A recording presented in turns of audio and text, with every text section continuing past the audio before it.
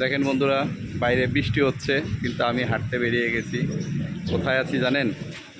এই যে রেলওয়ে স্টেশনের ভিতরে, এখানে ভিতরে হাঁটা যায়। তাই হাঁটতেছি। এদিক দিয়ে আবার দেখেন এই যে বৃষ্টি, অনেক সুন্দর জায়গাটা। কিশোরগঞ্জ রেলওয়ে স্টেশন, এখানে ভিতরে বেশ বড় একটা জায়গা আছে যাত্রী নামার জন্য, এই জন্যই হাঁটতেছি। তো আপনারা মনে করতে পারেন আমি প্রত্যেক দিন কেন ভিডিও দিই। আসলে আমি সবাইকে একটু সতর্ক করতে চাই যে আসলে আমাদের বয়স যাদের 40 পেরিয়ে গেছে বা যারা অনেক ফেটে আছেন, তারা যাতে সুস্থভাবে বাঁচতে পারেন।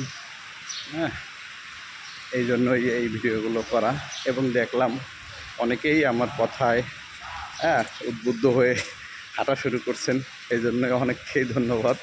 ঠিক আছে, আসলে আপনি যদি সুস্থ থাকেন তাহলে আপনার ফ্যামিলিকে সুস্থ রাখতে পারবেন, সবাইকে। কিন্তু আপনি যদি অসুস্থ থাকেন, ওষুধ খাওয়া লাগে, তাহলে কিন্তু সমস্যা। রাতে যদি ঘুমাতে না পারেন, আমি যখন না হাঁটতাম আমি কিন্তু ওষুধ খেয়ে ঘুমাতে পারতাম না, কিন্তু এখন এমনিতেই ঘুম চলে আসে। সবচেয়ে মজার বিষয়, রাত 10:30 থেকে 11টার পরে আমি আর জেগে থাকতে পারি না।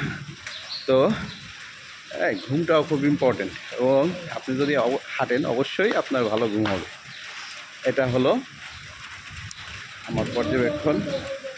এবং রাত্রে আমি যেহেতু 7টার পরে আর কিছু খাই না, এটা আমার অভ্যাস হয়ে গেছে। এখন আর তেমন ক্ষুধা লাগে না।